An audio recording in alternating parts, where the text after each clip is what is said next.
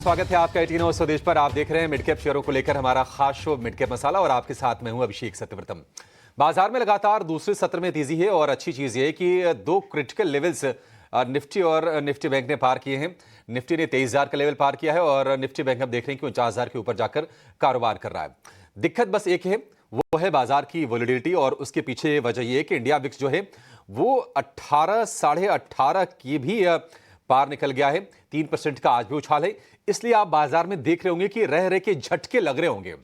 लेकिन आज mid cap का स्मॉल कैप का मूड भी अच्छा है और उसके चलते हम देख रहे हैं कि जो बाजार में पार्टिसिपेशन है, यानी कि जो ब्रॉडर मार्केट का जो मूड है वो अच्छा है। 400 शेयर कमजोर हैं, 425 और उसके मुकाबले करीब 2100 शेयर बढ़त के साथ कारोबार कर रहे हैं। तो जो रेशो है वो है 1:5 का। आप एफएनओ में भी देख रहे होंगे कि 26 शेयर कमजोरी वाले हैं और 188 शेयर बढ़त के साथ कारोबार कर रहे हैं। निफ्टी के 50 में से आज सिर्फ 5 शेयर कमजोर है और बाकी 45 शेयरों में मजबूती है। ऑटो में आज हम देख रहे हैं कि अच्छी स्ट्रेंथ है। बजाज फाइनेंस के अच्छे नंबर्स और ब्रोकरेजेस के अपग्रेड से शेयर ये दौड़ रहा है। और इसके अलावा टाटा मोटर्स हो गया, आयशर हो गया, ये कुछ शेयर्स और हैं जहां पर हमें तेजी देखने को मिल रही है। तो ये खेमा एक्टिव है। और इसके अलावा हम देख रहे हैं कि चुनिंदा स्टील, चुनिंदा सीमेंट शेयरों में भी आज मजबूती का रुख हमें देखने को मिल रहा है। सवाल यह है कि क्या बाजार में जो निराशा का माहौल था, क्या उससे हम उभर चुके हैं या उभरने की दिशा में ये कुछ शुरुआती कदम ही अभी बढ़े हैं और हमें बहुत सोच समझ के बाजार में अपनी पोजीशन लेनी चाहिए। तो इंडेक्स का व्यू लेंगे निफ्टी को लेकर और इसके अलावा आपको ट्रेड कहां पर मिलेंगे ये भी समझने की कोशिश करेंगे। अगले आधे घंटे आप हमारे साथ बने रहिए। एक्सपर्ट को थोड़ी देर में जोड़ेंगे और आपके पक्की वाली तैयारी करवाएंगे। लेकिन पहले ये देख लेते हैं कि मिड कैप में जो मेगा एक्शन है, जो मेगा ट्रेंड है, वो क्या कह रहा है। 3 तस्वीरें आपकी स्क्रीन पर लेकर आएंगे जिससे आपको अंदाजा लग जाएगा। तो जेएसडब्ल्यू एनर्जी ये कमजोरी वाला शेयर है। वैसे देखिए कंपनी मजबूत है, फंडामेंटली इसमें कोई दिक्कत नहीं है, लेकिन चूंकि मुनाफा घटा है 32%, सीएलएसए ने भी डाउनग्रेड किया है। शेयर में आज हम देख रहे हैं कि 7% के आसपास की तगड़ी गिरावट आज देखने को मिल रही है। लेकिन सीजी पावर वायदा के टॉप गेनर्स में ये शामिल है। नतीजे अच्छे, ब्रोकरेज का अपग्रेड और शेयर 6% ऊपर कारोबार कर रहा है। Q3 में आय 27% बढ़ी है और नोमरा ने खरीदारी की राय दी है। इसके अलावा जेएसडब्ल्यू इंफ्रा की बात करें, शेयर ये भी मजबूत है। कैपेक्स गाइडेंस बढ़ाने से 5% ये चढ़ा है और गाइडेंस को इन्होंने 30,000 करोड़ रुपए से बढ़ाकर कर दिया 39,000 करोड़ रुपए का। इसके चलते शेयर में तेजी देखने को मिल रही है। तो इन तीनों शेयरों पर आगे हम चर्चा जरूर करेंगे, लेकिन पहले अपने एक्सपर्ट को जोड़ लेते हैं। आज हमारे साथ जुड़ गए हैं मैन फ्रॉम मोतीलाल ओसवाल, रुचित जैन। रुचित जी, बहुत शुक्रिया आपका समय देने के लिए। स्वागत है आपके 18 और स्वदेश पर। चलिए शुरुआत कर लेते हैं शो की सीधे निफ्टी के 3 घंटे के ट्रेड से।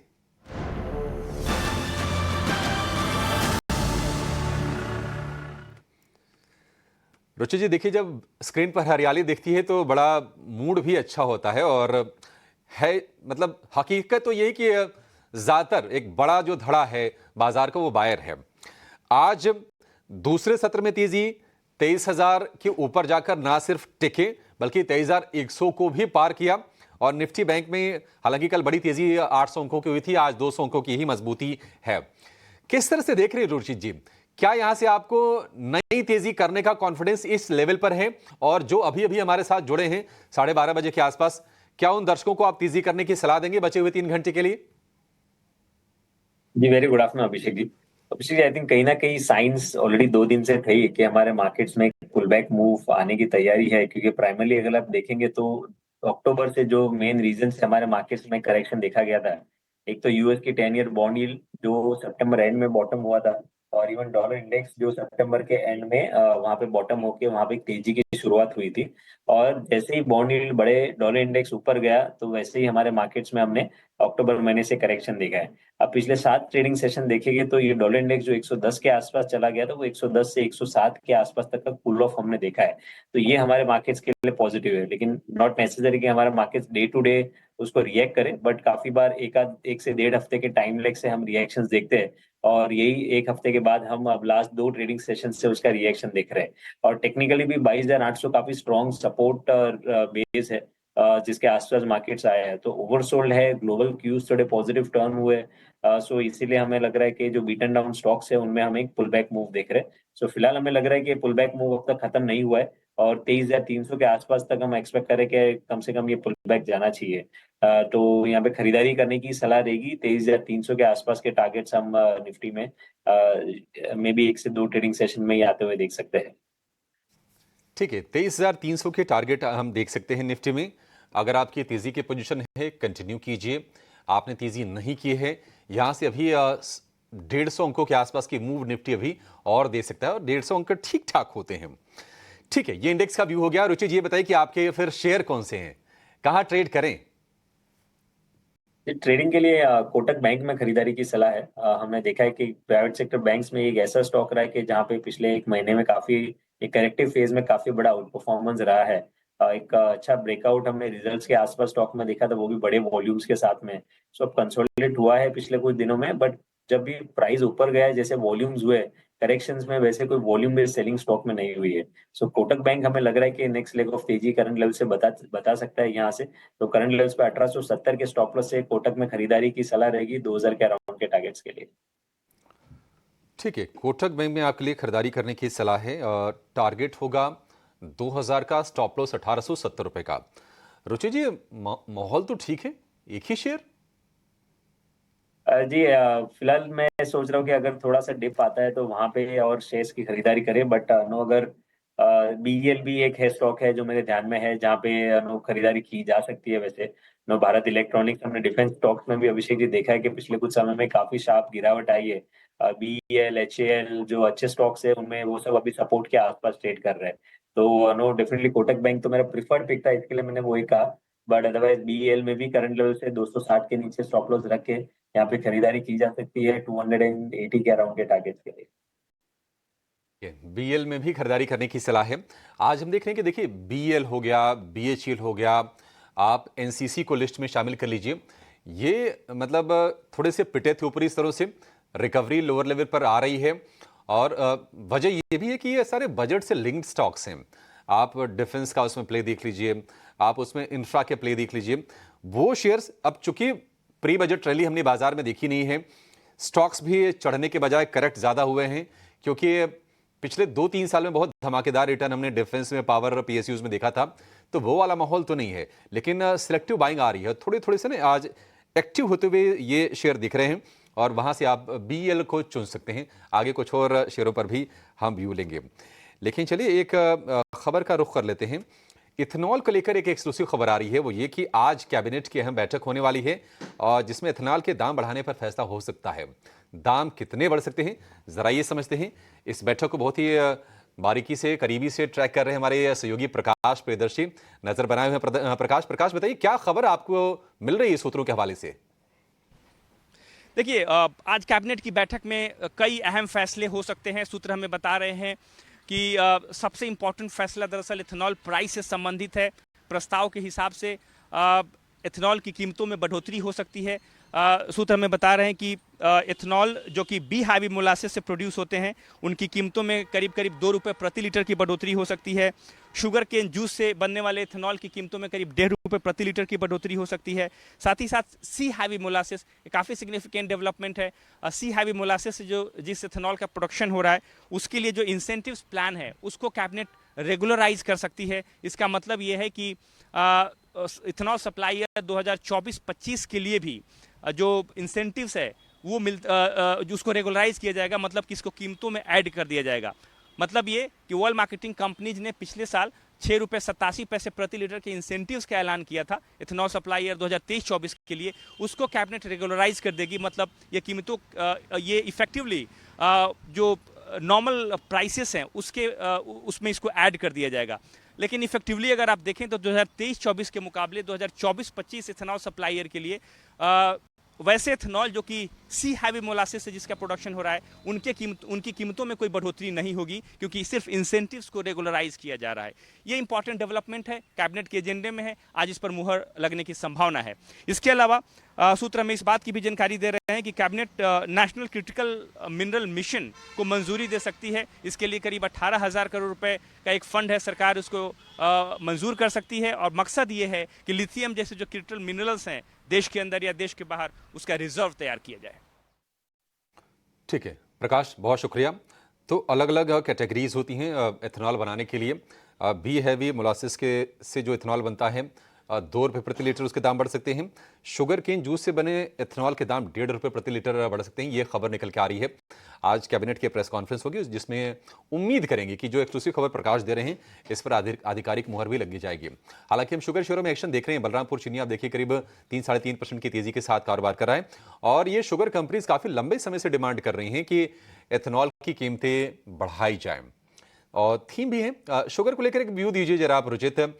कोई स्टॉक जहां पर आपको मूव्स दिख रहे हों अच्छे सस्टेन होते हुए?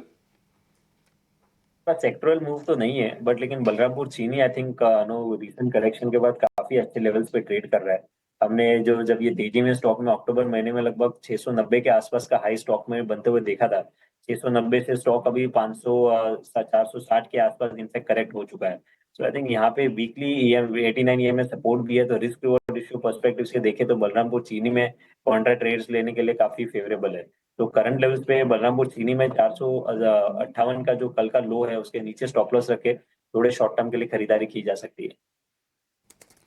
ठीक है, बलरामपुर चीनी को लेकर और शुगर सेक्टर को लेकर एक बहुत ही क्रूशियल ये डेवलपमेंट हो सकता है। आज कैबिनेट की बैठक पर प्रेस कॉन्फ्रेंस पर नजर निश्चित तौर पर रहने वाली है। लेकिन चलिए अब ये जान लेते हैं कि ऑप्शंस में आपके लिए कहां पर कमाई के मौके बन रहे हैं। लेकर आएंगे ऑप्शंस के चैंपियन को।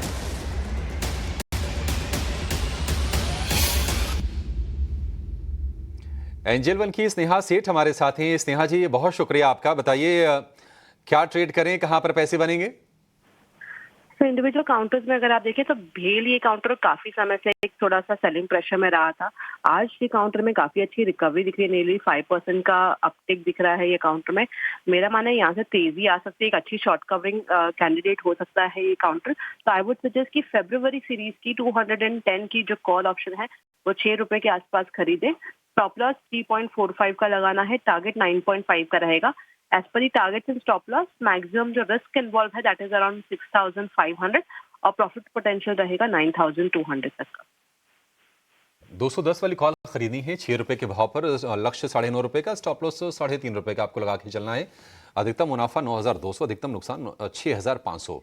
भेल में हमने एक तरफा गिरावट देखी थी, वैल्यूएशन करेक्शन भी हुआ था और बढ़िया पीएसयू स्टॉक है। 5% की सॉलिड तेजी आज है। ऑप्शंस के जरिए भी आप इसमें कमाई के मौके खोज सकते हैं। ये स्ट्रेटजी आपके आज निश्चित तौर पर काम आएगी। स्नेहा जी बहुत शुक्रिया आज समय देने के लिए और ये बेहतरीन स्ट्रेटजी आज हमारे दर्शकों को रखने में पूरी तरह से कामयाब है। निफ्टी है करीब 250 अंक ऊपर 23,100 के ऊपर कारोबार कर रहा है। लेकिन चूंकि नतीजों का सीजन चल रहा है, तीसरी तिमाही के नतीजे आ रहे हैं। कल यूनियन बैंक के नतीजों के दम पर हमने देखा था शेयर ने अच्छी दौड़ लगाई थी और उसकी वजह यह है कि मुनाफे में करीब करीब हमने 28% के आसपास की बढ़ोतरी देखी और एसेट क्वालिटी इंप्रूव हुई, यानी कि एनपीए में कमी देखने को मिली। एनआईआई यानी कि ब्याज से होने वाली आय में 1% के आसपास की बढ़ोतरी रही। लेकिन नतीजों पर जरा विस्तार से बातचीत करते हैं। हमारे साथ बैंक का मैनेजमेंट जुड़ रहा है। यूनियन बैंक के ईडी संजय रुद्र हमारे साथ हैं और उनसे बातचीत करते हैं। संजय जी बहुत शुक्रिया आपका समय देने के लिए। स्वागत है आपका ईटी नाउ स्वदेश पर। लोन बुक ग्रोथ से जरा शुरुआत करते हैं। आपने जो गाइडेंस दी थी उसके हमने देखा उससे कम ये नंबर्स रिपोर्ट किए गए हैं। यहाँ तक कि इंडस्ट्री से भी कमज़ोर हैं लोन बुक ग्रोथ। ये बताइए कि इसके पीछे की वजह क्या रही? रिटेल पोर्टफोलियो तो स्ट्रांग है लेकिन ये हमने प्रेशर क्यों देखा लोन बुक पर? ये बैंक एक्चुअली क्रेडिट के मामले में काफ़ी क्लियर है कि हम अर्निंग के से कॉम्प्रोमाइज नहीं करेंगे and will continue to grow our book, लेकिन उसमें क्वालिटी को ध्यान रखेंगे और अर्निंग को भी ध्यान रखेंगे।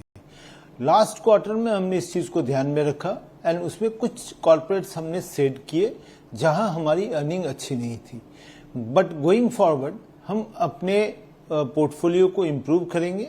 एंड जैसा कि आपने देखा होगा कि रिटेल पोर्टफोलियो हमारा काफी अच्छा ग्रो किया है, ऑलमोस्ट 16% से ग्रो किया है एंड एमएसएमई कुछ कारणवश ज्यादा नहीं ग्रो कर पाया एंड एग्रीकल्चर एक्चुअली सीजन बड़ा सपोर्टिव नहीं रहा है, जिसके चलते एग्रीकल्चर में ग्रोथ अच्छा नहीं देखने को मिल रहा है। एंड एग्रीकल्चर में दूसरा ये भी कारण है कि एक बुक हमारा एग्रीकल्चर गोल्ड लोन से भी इम्पैक्टेड है, जहां हम ज्यादा ग्रोथ नहीं कर पा रहे हैं क्योंकि अभी रिसेंट जो आरबीआई का गाइडलाइंस आया है, जहां 2 लाख तक के लोन अनसिक्योर्ड देने हैं कस्टमर्स को, फार्मर्स को, तो वहां हम एग्रीकल्चर गोल्ड लोन में ग्रो नहीं कर पा रहे हैं। ठीक है, हम समझ गए सर। अच्छा, अब लोन की बात करें तो डिपॉजिट की बात कर ले रहे हैं। मैं जो आंकड़े देख पा रहा हूं कि जो डोमेस्टिक जो डिपॉजिट ग्रोथ रही है वो 2.5% के आसपास की रही है। थोड़ी सी निराशा आपको भी होगी इससे। क्या आपने जो गाइडेंस दिया था FY25 के लिए डिपॉजिट का और लोन ग्रोथ का, क्या आप उसको मीट कर पाएंगे? इसकी हम उम्मीद करके चलें कि इतनी रिकवरी आप आखिरी क्वार्टर में कर लेंगे?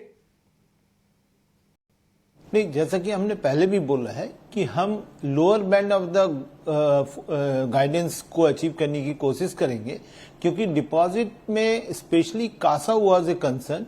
कासा में बहुत सारे चैलेंजेस थे, इसके लिए हमने हमारा ग्रोथ कासा में काफी अच्छा नहीं हो पाया। लेकिन जो ओवरऑल डिपॉजिट की बात हम करते हैं तो ऑलमोस्ट 30,000 करोड़ के हमारे बल्क डिपॉजिट थे जो हमने सेट कर दिए। इसका प्राइमरी कारण यह रहा कि हम हाई कॉस्ट डिपॉजिट नहीं लेना चाहते हैं और हम अपने नीम को प्रोटेक्ट करना भी चाहते हैं। Growth and top line and bottom line के बीच में जो सामंजस्य होना चाहिए उसको बरकरार रखना चाहते हैं और उसके हिसाब से हमने बल्क डिपॉजिट सेट किया है और शायद उसके चलते हम इस क्वार्टर में अपने नीम को प्रोटेक्ट कर पाए हैं। गोइंग फॉरवर्ड अगर हमारा एडवांसेस बुक बढ़ता है तो डेफिनेटली हम डिपॉजिट साइड में भी ग्रो करेंगे एंड सम बल्क डिपॉजिट भी लेने की सोचेंगे, क्योंकि ऑलरेडी इंटरेस्ट रेट कम हो रहा है। तो शायद हमें अच्छी अपॉर्चुनिटी मिले आने वाले दिनों में, जहां हम बल्क डिपॉजिट मोबिलाइज करें और रीजनेबल रेट पे मोबिलाइज कर पाए। ठीक है सर, उम्मीद करेंगे। आपको बहुत शुभकामनाएं भी, और हम उम्मीद ये भी करेंगे कि बजट में वित्त मंत्री कुछ ऐसे ऐलान करें, कुछ ऐसे फैसले लें जिससे कहीं कम से कम ना डिपॉजिट मोबिलाइजेशन हो, क्योंकि ये एक टेंशन है।